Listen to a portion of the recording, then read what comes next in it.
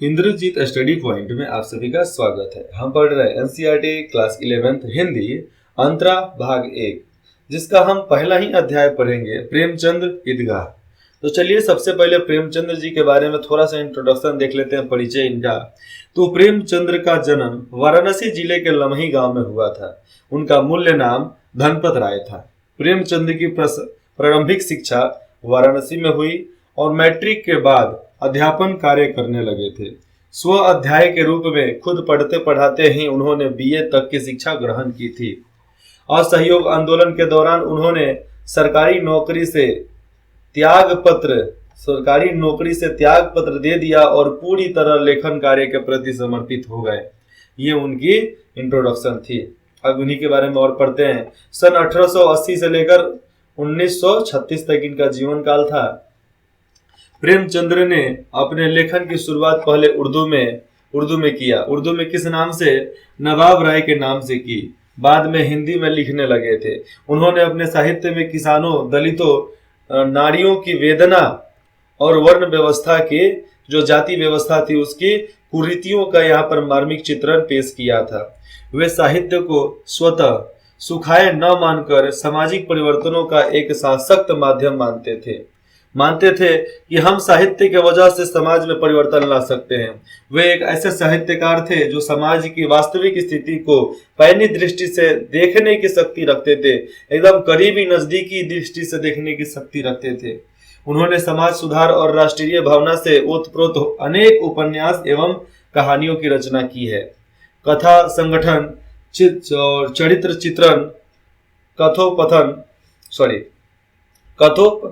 कथन मतलब वो बहुत सारे कथा भी लिखे हैं आदि की दृष्टि से उनकी रचनाएं बेजोड़ है। और आप पढ़ोगे उनकी रचनाएं तो बेजोड़ है। जो ईदगाह यहाँ पर लिखा गया है, ईदगाह में भी ऐसी ऐसी बातों को बताया गया है जिसमें एक हिंदू मुसलमान की बहुत बढ़िया यहाँ पर मार्मिक चरित्र यहाँ पर सामने पेश किया जा रहा है। उनकी भाषा बहुत सजीव होती है, मुहावरेवाद होती है और बोल चाल के निकट ही होती है जो हर कोई समझ लेता है। हिंदी भाषा को लोकप्रिय बनाने में उनका विशेष योगदान रहा था।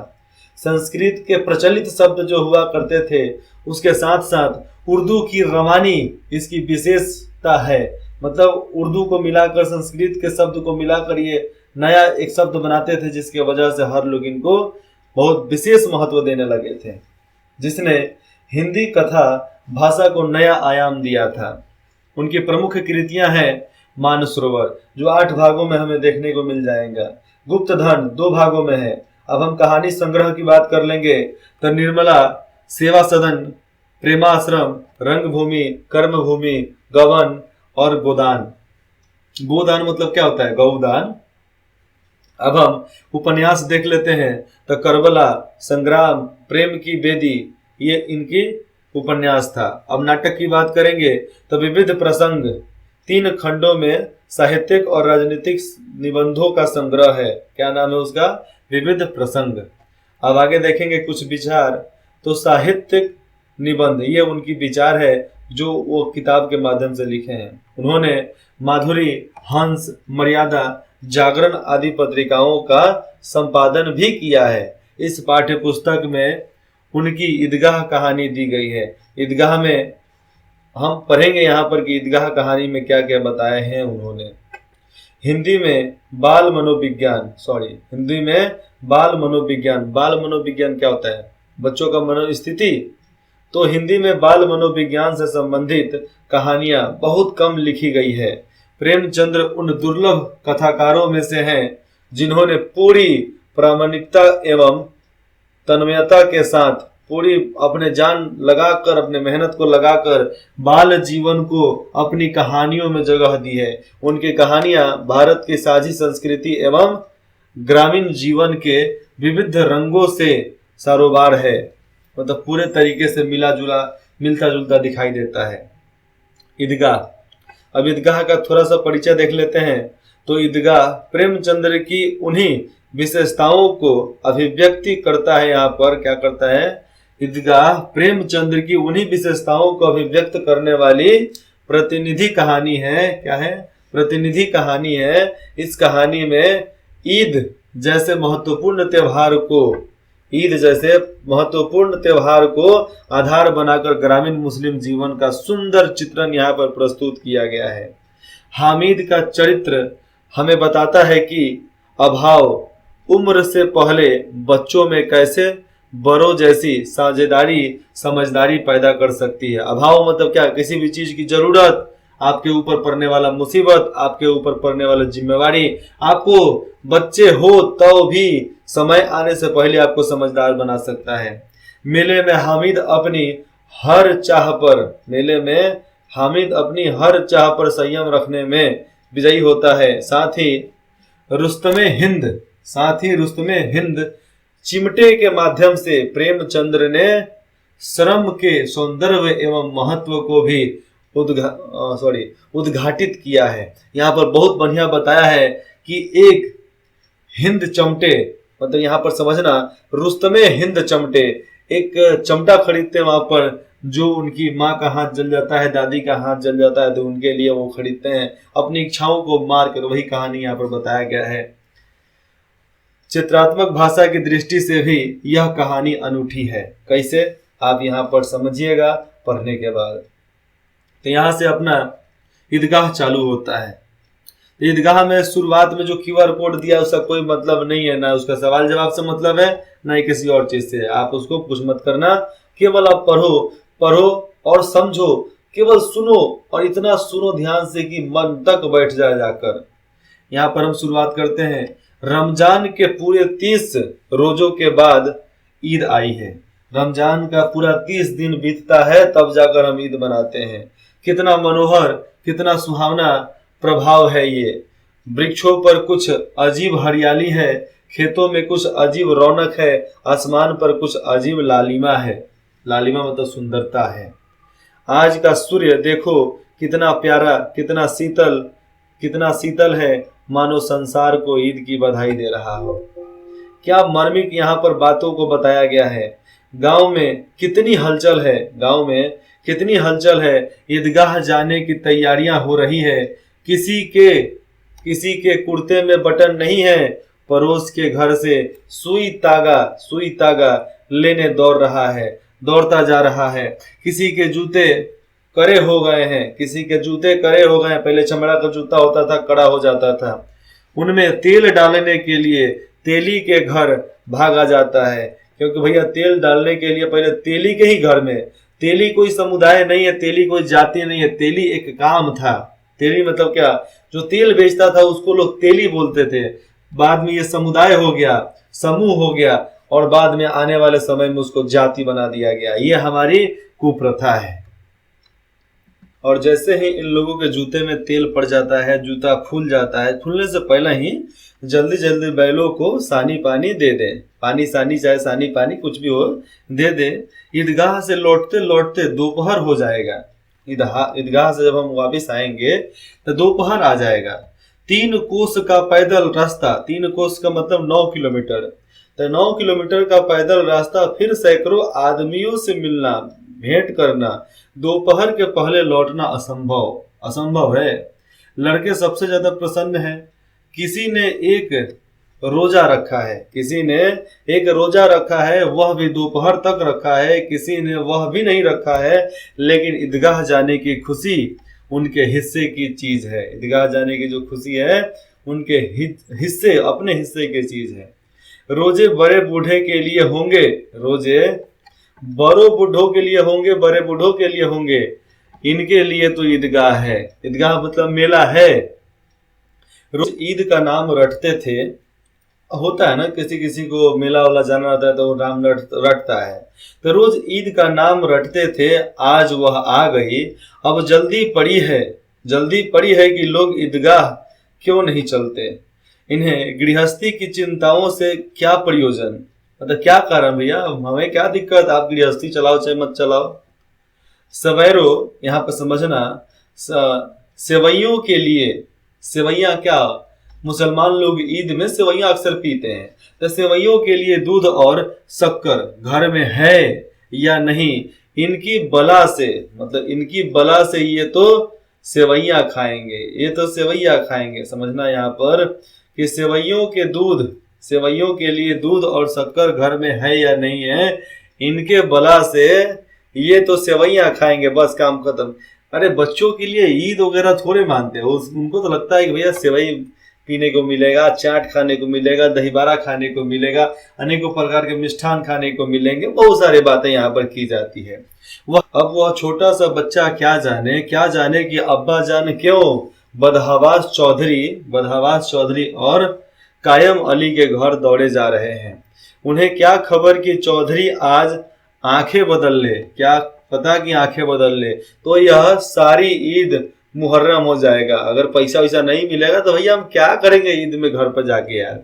उनकी अपनी जेबों में तो कुबेर का धन भरा हुआ है, अपनी जेब में कुबेर का धन भरा पड़ा है, बार बार जेब से अपना खजाना निकाल कर गिनते हैं और खुश।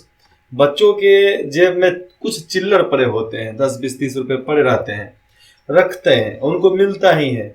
और ये देखने के बाद भी लगता है कि अरे भैया जेब में खजाना है, बार बार बच्चा निकालता है, निकाल कर गिनेगा रखेगा, गिनेगा रखेगा, गिनेगा रखेगा, इसी तरह चलता रहता है और खुश होकर फिर रख लेते हैं। क्या बात है, यहाँ पर खुश होकर फिर पैसे रख लेते हैं। महमूद गिनता है 1 2 10 12, उसके पास 12 पैसे हैं। कितना? 12 पैसे हैं। मोहसिन के पास 1 2 3 8 9 15 पैसे हैं। कितना? 1 3 8 9 15 पैसे हैं उसके पास। इन्हीं गिनतियां, यहाँ पर समझना अनगिनती, यहाँ पर अनगिनती शब्द दिया है कि इन्हीं अनगिनती पैसों में अनगिनती चीजें लाएंगे। मतलब यही जो गिन कर पैसे ले जा रहे हैं उसमें अनगिनती चीज ही लाएंगे। खिलौने, मिठाइयाँ, बिगुल, गेंद और जाने क्या क्या क्या क्या लाएंगे मेले से। इतने बड़े बड़े सपने यहाँ पर देख लेते हैं। छोटे से पैसे लेकर जा रहे हैं, थोड़ा सा पैसा लेकर जा रहे हैं और सोच रहे हैं कि भैया क्या क्या लेकर आएंगे। खिलौने, मिठाइयाँ, बिगुल, गेंद और भी बहुत कुछ। खिलौने में उस समय मिट्टी का, लकड़ी का खिलौना हुआ करता था, आज तो सब प्लास्टिक का हो चुका है। और मिठाइयाँ, जिलेबी, खुरबा, बर्फी, यही सब तो मिलता था, लेकिन आज अनेकों प्रकार की मिठाइयाँ मिलती है। बिगुल, वो पोंपू पोंपू बजाने वाले, उसको बिगुल बोलते हैं। गेंद, पहले भी गेंद मिलते थे रबर का, आज भी गेंद मिलता है, बस वही लाने के लिए। और भी बच्चे कुछ जाते हैं खाने पीने पकाने, क्या क्या लाने के लिए। हम तो मेला जाए हुए बहुत दिन हो गया, लेकिन आज भी खिलौना, मिठाइयाँ, बर्गर, पूड़ी, बहुत सारे प्रकार के खिलौने, बहुत सारे प्रकार के साज सजावट के सामाने, बहुत सारे सीटी, बहुत सारा मेकअप का सामान मिल जाता है वहां पर मेला में। और चाप, लड़कियों का चाप, हेयर पिन, कान की बिंदी, अंगूठी, सब कुछ मिलता है। तो वो लाने के लिए लोग, बच्चे सोचते हैं, खूब सोचते हैं, और क्या क्या नहीं सोचते हैं हम, आप सोच भी नहीं सकते हैं। और सबसे ज्यादा प्रसन्न है हामिद। हामिद क्यों प्रसन्न है सबसे ज्यादा? वह 4-5 साल का गरीब सूरत, यहाँ पर समझना, वह 4-5 साल का गरीब सूरत, दुबला पतला लड़का, गरीब सूरत और दुबला पतला लड़का, जिसका बाप गत वर्ष हैजे की भेंट हो गया, हैजे के बीमारी से उसकी मृत्यु हो गई, और माँ ने जाने क्यों पीली होती होती एक दिन मर गई। मतलब पीलिया हो गया, जॉन्डिस हो गया और उनका देहांत हो गया। किसी को पता ना चला कि क्या बीमारी है, किसी को पता ना चला कि वह क्या बीमारी है, कहती तो कौन सुनने वाला था। दिल पर जो कुछ बीतती थी वह दिल में ही रखती थी, सहती थी, और जब न सह पाया तो इस संसार को विदा करके चली गई। अब हामिद अपनी बूढ़ी दादी अमीना की गोद में सोता है। किसके गोद में? अमीना की गोद में सोता है, और उतना ही प्रसन्न है जितना वो अपने माता पिता के साथ रहता था। उसके अब्बा जान रुपए कमाने गए हैं। कौन? अब्बा जान रुपए कमाने गए हैं। तो यहाँ पर तो पिता को तो मरते हुए बताया गया है। यहाँ पर देखो, यहाँ पर क्या बताया, गरीब सूरत पतला, वहां पर बताया जाता है कि उसका बाप मर चुका है। तो अब्बा जान कौन? मतलब दादा जान की यहाँ पर बात हो रही है। तो अब्बा जान रुपए कमाने गए हैं, बहुत सी थैलियां लेकर आएंगे। अम्मी जान अल्लाह मियाँ के घर से उसके लिए बड़ी अच्छी अच्छी चीजें लाने गई हैं। इसलिए हामिद प्रसन्न है। मतलब हामिद इसलिए प्रसन्न है क्योंकि उसको ये नहीं पता है कि हमारी माँ मर चुकी है, हमारे पिता मर चुके हैं। उनको लगता है कि पिता पैसा कमाने गए हैं, माँ भगवान के घर गई है, वहां से कुछ ना कुछ लेकर आएगी। तो इस प्रकार के ही बातें बच्चों के मन में रह जाता है, क्योंकि उनको ज्यादा शौक, ज्यादा सदमा उस समय नहीं दिया जाता है जब उनके माँ बाप बचपन में ही उनके देहांत हो जाता है, उनका मृत्यु हो जाता है।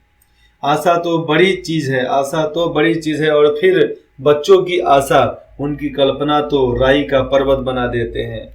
और समझो, आशा लोग तो बहुत करते हैं, लेकिन बच्चों की आशा एक सुई को भी वो पहाड़ बना सकते हैं, पर्वत को भी पहाड़ समझ कर रख देते हैं। एक छोटे से पर्वत बनाएंगे, किस चीज का, बालू का, मिट्टी का, ढेपा का, लेकिन समझेंगे कि पर्वत रख गया है, पर्वत सामने खड़ा है। इसीलिए बोला जाता है बच्चों का कल्पना तो राई का पर्वत बना लेती है। हामिद के पाँव में जूते नहीं हैं, सिर पर एक पुरानी धुरानी टोपी है। पुरानी धुरानी, पहले की टोपी, गांधीवादी जो टोपी पहना जाता था, जिसका गोटा काला पड़ गया है, ऊपर का गोटा काला पड़ गया है। और फिर भी वह प्रसन्न है। जब उसके अब्बा जान थैलियां और अम्मी जान नियामतें लेकर आएंगी तो वह दिल के अरमान निकाल लेगा, सभी दिलों का अरमान निकाल देगा। तब देखेगा महमूद, तब देखेगा मोहसिन, नूरे और सम्मी कहाँ से उतने पैसे निकालेंगे, कहाँ से उतने पैसे निकालेंगे। अभागिन अमीना, अमीना कौन, किसी लड़की का नाम होगा। अभागिन अमीना अपनी कोठरी में बैठी रो रही है। आज ईद का दिन है और उसके घर में दाना नहीं है खाने को। आज आबिद होता तो क्या इसी तरह ईद आती और चली जाती। यहाँ पर उनके घर के लोग बोलते हैं, क्या आबिद होता तो ईद ऐसे ही आती और चली जाती। इस अंधकार और निराशा में वह डूबी जा रही है। किसने बुलाया था इस निगोड़ी ईद को, इस घर में उसका काम नहीं। लेकिन हामिद उसे किसी के मरने जीने से क्या मतलब। कोई मरा कोई जिया, उससे हामिद को क्या मतलब। उसके अंदर प्रकाश है, बाहर आशा है, अंदर प्रकाश है। और विपत्ति अपना सारा दल बल लेकर आए हैं। जितने भी विपत्ति हैं अपना सारा दल बल लेकर आए हैं। हामिद की आनंद भरी चितवना, जो उनके अंदर की भावनाएं हैं, तो चितवन उसका मतलब अंदर का मन उसका विध्वंस कर देगी, लेकिन नहीं कर सकती है। आनंद का विध्वंस इतना जल्दी किया नहीं जा सकता है। हामिद भीतर जाकर दादी से कहता है, तुम डरना नहीं अम्मा, मैं सबसे पहले आऊंगा, बिल्कुल ना डरूंगा। अमीना का दिल कचोट रहा था कि बच्चा अकेले जा रहा है, क्या क्या हो सकता है, क्या क्या नहीं हो सकता है। गांव के बच्चे अपने अपने बाप के साथ जा रहे हैं। हामिद का बाप अमीना के सिवाय और कौन है। मतलब हामिद का बाप तो मर चुका, अम्मी जान उनकी मर चुकी है। उसके बाद उसके पास एक बुढ़िया के अलावा कौन है, जिसका नाम अमीना है। तो अमीना के सिवा कौन है उस बच्चे का। उसे कैसे अकेले मेले जाने दे। उस भीड़ भाड़ में बच्चा कहीं खो जाए तो क्या होगा। नहीं, अमीना उसे क्यों न जाने देगी, ये बात यहाँ पर हो। तो नन्ही सी जान 3 कोस चलेगा कैसे, ये भी बात था कि छोटा सा बच्चा 3 कोस मतलब 9 किलोमीटर चलेगा कैसे। पैर में छाले पड़ जाएंगे, जूते भी तो नहीं है। वह थोड़ी थोड़ी दूर पर उसे गोद ले लेगी, लेकिन यहाँ सेवैयां कौन पकाएगा, ये भी बात था। पैसे होते तो लौटते लौटते सब सामग्री जमा करके चटपट बना लेती। यहाँ तो घंटों चीजें जमा करते लगेंगे, घंटों लग जाएंगे चीजें जमा करने में। और मांगे ही का, यहाँ पर समझना कि मांगे ही का तो भरोसा ठहरा, मतलब मांगने का ही तो भरोसा ठहरा, नहीं तो कहाँ से मिल पाएगा। उस दिन फहीमन किसी का नाम होगा, उस दिन फहीमन के कपड़े सिले थे, मतलब फहीमन कोई था, उसके कपड़े सिले थे, नया कपड़ा सिल के मिला था उसको। 8 आने पैसे मिले थे उसको। कितना? 8 आने पैसे मिले थे। उस अठन्नी को 8 आने को अठन्नी लोग बोलते थे। तो उस अठन्नी को ईमान की तरह बचाती चली जाती थी। और इसी ईद के लिए लेकिन कल ग्वालन सिर पर सवार हो गया तो क्या करती। हामिद के लिए कुछ नहीं है तो 2 पैसे का दूध तो चाहिए ही ना। तो अब तो कुल 2 आने पैसे बचे हैं। तो 2 आना पैसा उनके पास, बुढ़िया के पास बचा था। हामिद किसके पास बचा था? अमीना के पास, जो हामिद को देना था। 2 आने पैसे बचे थे। 3 पैसे हामिद की जेब में दे दिया गया था। 3 पैसा उसको दे दिया गया था। 5 अमीना के बटुए में है। कितना? 3 हामिद के पास और 5 अमीने के पास। अमीनी कौन? हामिद की दादी। उसके पास पैसा कितना बचा? 5 पैसा।